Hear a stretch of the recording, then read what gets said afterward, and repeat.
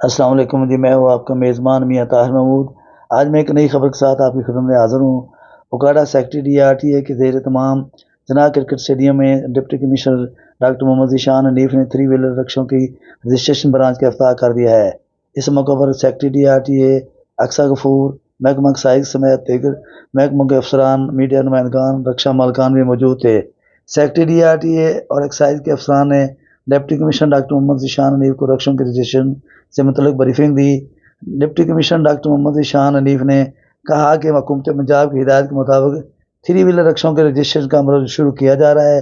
Registration کا مقصد رکشا مالکان کے مسائل کو حل کرنا ہے۔